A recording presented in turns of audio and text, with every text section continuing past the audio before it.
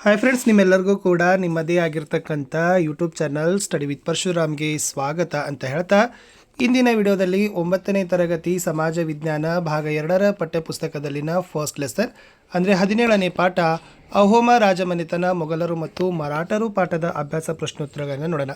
ವಿಡಿಯೋದ ಡಿಸ್ಕ್ರಿಪ್ಷನ್ ಬಾಕ್ಸ್ನಲ್ಲಿ ನಾನು ಅಪ್ಲೋಡ್ ಮಾಡಿರ್ತಕ್ಕಂಥ ಎಲ್ಲ ವಿಡಿಯೋಗಳ ಪ್ಲೇಲಿಸ್ಟ್ ಲಿಂಕನ್ನು ಸಜೆಸ್ಟ್ ಮಾಡಿದ್ದೀನಿ.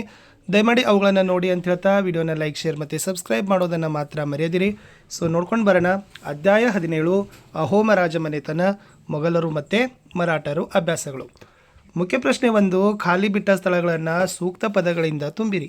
ಮೊದಲ ಪ್ರಶ್ನೆ, ಅಹೋಮ ಸಾಮ್ರಾಜ್ಯದ ಸ್ಥಾಪಕ ಡ್ಯಾಶ್ ಅಂತ ಕೇಳಿದ್ರು, ಉತ್ತರ ಬಂದ್ಬಿಟ್ಟು ಸುಕ್ಪ. ಎರಡನೇ ಪ್ರಶ್ನೆ, ಮೊಘಲ್ ಸಾಮ್ರಾಜ್ಯದ ಸ್ಥಾಪಕ ಡ್ಯಾಶ್, ಉತ್ತರ ಬಂದ್ಬಿಟ್ಟು ಬಾಬರ್. ಮೂರನೇ ಪ್ರಶ್ನೆ, ಮೊಘಲರಲ್ಲಿ ಪ್ರಸಿದ್ಧ ದೊರೆ ಡ್ಯಾಶ್ ಅಂತ ಕೇಳಿದ್ರು, ಸರಿಯಾದ ಉತ್ತರ ಅಕ್ಬರ್. ನಾಲ್ಕನೇ ಪ್ರಶ್ನೆ, ಆಗ್ರಾದಲ್ಲಿ ತಾಜ್ ಮಹಲನ್ನು ಕಟ್ಟಿಸಿದವನು ಡ್ಯಾಶ್ ಅಂತ ಕೇಳಿದರೆ ಶಹಜಹಾನ್ ಅನ್ನೋದು ಉತ್ತರ ಬರ್ತದೆ. ಐದನೇ ಪ್ರಶ್ನೆ, ದಿನೀ ಇಲಾಹಿ ಎಂಬ ಹೊಸ ಪಂಥ ಸ್ಥಾಪಿಸಿದ ಮೊಘಲ್ ದೊರೆ ಕೇಳಿದ್ರು, ಸೊ ಅಕ್ಬರ್ ಅನ್ನೋದು ಸರಿಯಾದ ಉತ್ತರ ಬರ್ತದೆ. ಆರನೇ ಪ್ರಶ್ನೆ, ಶಿವಾಜಿಯ ತಾಯಿಯ ಹೆಸರು ಕೇಳಿದ್ರು, so Jijabai is the right answer. ಮುಖ್ಯ ಪ್ರಶ್ನೆ 2, ಕೆಳಗಿನ ಪ್ರಶ್ನೆಗಳನ್ನು ಗುಂಪಿನಲ್ಲಿ ಚರ್ಚೆ ಮಾಡಿ ಉತ್ತರಗಳನ್ನು ಬರೀಬೇಕು.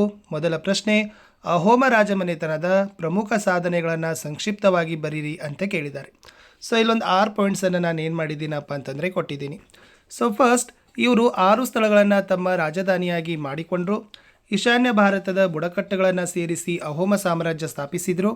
ಇವರು ಮುಸ್ಲಿಂ ದೊರೆಗಳಿಗೆ ತಲೆಬಾಗಲಿಲ್ಲ. ಇವರು ಮೊಘಲರನ್ನು 17 ಚಿಕ್ಕ ಮತ್ತು ದೊಡ್ಡ ಯುದ್ಧಗಳಲ್ಲಿ ಸೋಲಿಸಿದರು. ಇವರು 1228ರಿಂದ 1826ರವರೆಗೆ ಆಳ್ವಿಕೆಯನ್ನು ಮಾಡ್ತಾರೆ. ಇವರು 598 ವರ್ಷಗಳ ಕಾಲ ಆಳ್ವಿಕೆಯನ್ನು ಮಾಡಿರ್ತಾರೆ ಅಂತಕ್ಕಂಥ ಪಾಯಿಂಟ್ಸ್ ಬರೆದ್ರೆ ಸಾಕು. ಮುಂದಿನ ಪ್ರಶ್ನೆ 8, ಬಾಬರನ ಸೈನಿಕ ಸಾಧನೆಗಳನ್ನು ವಿವರಿಸಿರಿ ಅಂತ ಕೇಳಿದ್ದಾರೆ.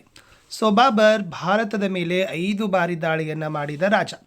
ಈತ 1526ರಲ್ಲಿ 1ನೇ ಪಾನಿಪತ್ ಕದನದಲ್ಲಿ ಇಬ್ರಾಹಿಂ ಲೋಧಿಯನ್ನು ಸೋಲಿಸ್ತಾನೆ. ಭಾರತದಲ್ಲಿ ಮೊಘಲ್ ಸಾಮ್ರಾಜ್ಯವನ್ನು ಸ್ಥಾಪನೆಯನ್ನು ಮಾಡ್ತಾನೆ. 1527ರಲ್ಲಿ ಕನ್ವ ಕದನದಲ್ಲಿ ರಾಣಾ ಸಂಗ್ರಾಮ್ ಸಿಂಗ್ನನ್ನು ಸೋಲಿಸ್ತಾನೆ. 1529ರಲ್ಲಿ ಗೋಗ್ರಾ ಕದನದಲ್ಲಿ ಮೊಹಮ್ಮದ್ ಲೋಧಿಯನ್ನು ಸೋಲಿಸ್ತಾನೆ ಅಂತಕ್ಕಂಥ ಬರೆದ್ರೆ ಉತ್ತರ ಕಂಪ್ಲೀಟ್ ಆಗ್ತದೆ. ಮುಂದಿನ ಪ್ರಶ್ನೆ 9, ಶೇರ್ಷಾನ ಆಡಳಿತ ಪದ್ಧತಿಯೊಂದಿಗೆ ಇಂದಿನ ಆಡಳಿತ ವ್ಯವಸ್ಥೆಯನ್ನು ಹೋಲಿಸ್ರಿ, ನಿಮ್ಮ ಅಭಿಪ್ರಾಯವನ್ನು ಬರೀರಿ ಅಂತ ಕೇಳಿದ್ದಾರೆ.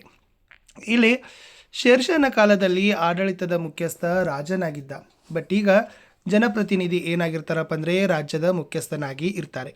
ಆಮೇಲೆ ಶೇರ್ಷಾ ಆಡಳಿತದಲ್ಲಿ ಸಹಿತ ಮಂತ್ರಿಮಂಡಲ ಸಹಾಯವನ್ನು ಮಾಡ್ತಿತ್ತು ಆಡಳಿತ ನಡೆಸಲಿಕ್ಕೆ. ಸೊ ಇವಾಗಿನ ಕಾಲದಲ್ಲಿನೂ ಕೂಡ ಮಂತ್ರಿಮಂಡಲ ಇರ್ತದೆ, ಅವರು ಕೂಡ ಆಡಳಿತದಲ್ಲಿ ನೆರವಾಗ್ತಾರೆ. ಇನ್ನು ಆವಾಗ ಶೇರ್ಷಾನ ಕಾಲದಲ್ಲಿ ಸಾಮ್ರಾಜ್ಯವನ್ನು ಸರ್ಕಾರ ಪರಗಣಗಳಾಗಿ ವಿಂಗಡಿಸಿದ್ರು. ಬಟ್ ಇವತ್ತೇನು ಮಾಡ್ತಾರಪ್ಪ ಅಂದರೆ ರಾಜ್ಯ, ಜಿಲ್ಲೆ, ತಾಲೂಕು, ಗ್ರಾಮ ಅಂತ ವಿಂಗಡಣೆಯನ್ನು ಮಾಡ್ತಾರೆ. ಆಮೇಲೆ ಈ ಶೇರ್ಷಾನ ಕಾಲದಲ್ಲಿ ಕಾಲ್ದಳ, ಅಶ್ವದಳ, ಪಿರಂಗಿ ದಳ, ಗಜದಳಗಳು ಇತ್ತು. ಬಟ್ ಇವತ್ತಿನ ಆಡಳಿತದಲ್ಲಿ ಭೂಸೇನೆ, ವಾಯುಸೇನೆ, ನೌಕಾಸೇನೆ ಇದೆ. ಆಮೇಲೆ ಕುದುರೆಗಳಿಗೆ ಮುದ್ರೆ ಹಾಕೋ ಪದ್ಧತಿ ಇತ್ತು. ಸೊ ಇವಾಗ ಈ ಪದ್ಧತಿ ಇಲ್ಲ. ರೈತರು ಉತ್ಪಾದನೆಯ 1/3 ಭಾಗವನ್ನು ಭೂಕಂದಾಯವನ್ನು ಕೊಡ್ತಾ ಇದ್ರು ಶೇರ್ಷಾನ ಕಾಲದಲ್ಲಿ. ಈಗಲೂ ಕೂಡ ಏನು ಮಾಡ್ತಾರಪ್ಪ ಅಂದರೆ ಸರ್ಕಾರ ಉತ್ಪಾದನೆಯ ಆಧಾರದ ಮೇಲೆ, ಇಳುವರಿಯ ಆಧಾರದ ಮೇಲೆ, ಬೆಳೆ ಮತ್ತು ಕ್ಷೇತ್ರದ ಆಧಾರದ ಮೇಲೆ ಭೂಕಂದಾಯವನ್ನು ವಸೂಲಿ ಮಾಡ್ತದೆ. ಪ್ರತಿ ಬುಧವಾರ ನ್ಯಾಯದಾನವನ್ನು ಶೇರ್ಷಾನ ಕಾಲದಲ್ಲಿ ಮಾಡಿದರೆ ಇವಾಗ ಪ್ರತಿದಿನವೂ ಕೂಡ ನ್ಯಾಯದಾನವನ್ನು ಮಾಡ್ತಾರೆ. ಇನ್ನು ಈ ಶೇರ್ಷಾನ ಕಾಲದಲ್ಲಿ ದಾಮ್ ಅಂತಕ್ಕಂಥ ಬೆಳ್ಳಿ ನಾಣ್ಯ ಜಾರಿಗೆ ಇತ್ತು. ಆಮೇಲೆ ಶೇರ್ಷಾನ ಆಡಳಿತ ವ್ಯವಸ್ಥೆಯಲ್ಲಿ ಸೈನ್ಯ ಪದ್ಧತಿ, ಕಂದಾಯ ಪದ್ಧತಿ, ನ್ಯಾಯಾಂಗ ಪದ್ಧತಿ, ರಾಷ್ಟ್ರೀಯ ಹೆದ್ದಾರಿಗಳನ್ನು ಇಂದಿನ ಆಡಳಿತ ವ್ಯವಸ್ಥೆಯಲ್ಲಿ ನಾವು ಕಾಣ್ತೀವಿ. ಮುಂದಿನ ಪ್ರಶ್ನೆ ಎಸ್, ಅಕ್ಬರ್ ಗೆದ್ದ ಪ್ರದೇಶಗಳಾವವು ಅಂತ ಕೇಳಿದ್ದಾರೆ.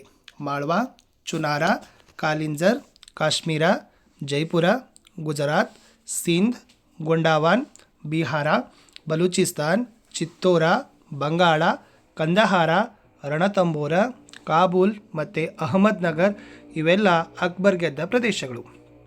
ಪ್ರಶ್ನೆ 11, ಶಾಜಹಾನನ ಅವಧಿಯನ್ನು ಮೊಘಲರ ಕಲೆ ಮತ್ತು ವಾಸ್ತುಶಿಲ್ಪದ ಸುವರ್ಣಯುಗ ಅಂತ ಕರೀತಾರೆ, ಏಕೆ ಅಂತ ಕೇಳಿದರು.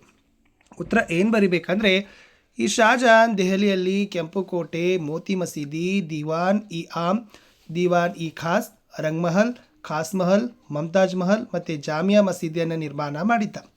ಆಗ್ರಾದಲ್ಲಿ ತಾಜ್ ಮಹಲ್ ಕಟ್ಟಿದ, ಮಯೂರ ಸಿಂಹಾಸನ ಕಟ್ಟಿದ, ಸೊ ಈತನ ಅವಧಿಯನ್ನೇ ಸುವರ್ಣಯುಗ ಅನ್ನೋ ಕರೆಯುತ್ತಾರೆ. ಪ್ರಶ್ನೆ 12, ಶಿವಾಜಿಯ ಆಡಳಿತ ವ್ಯವಸ್ಥೆಯನ್ನು ವಿವರಿಸಿರಿ ಅಂತ ಕೇಳಿದ್ದಾರೆ. ಸೊ ಶಿವಾಜಿ ಉತ್ತಮ ಆಡಳಿತವನ್ನು ಸಂಘಟನೆ ಮಾಡಿದ್ದ. ಈ ಶಿವಾಜಿಯ ಕಾಲದಲ್ಲಿ ರಾಜ್ಯವನ್ನು ಪ್ರಾಂತ್ಯಗಳನ್ನಾಗಿ ವಿಂಗಡಿಸಿದ್ರು. ಪ್ರಾಂತ್ಯಗಳನ್ನು ಸ್ವರಾಜ್ಯ ಮತ್ತು ಮೊಘಲರ ರಾಜ್ಯಗಳಂತ ಕರೀತಿದ್ರು. ಮರಾಠಿ ಆಡಳಿತ ಭಾಷೆಯಾಗಿತ್ತು. ರಾಜ ಸರ್ಕಾರದ ಮುಖ್ಯಸ್ಥನಾಗಿದ್ದ.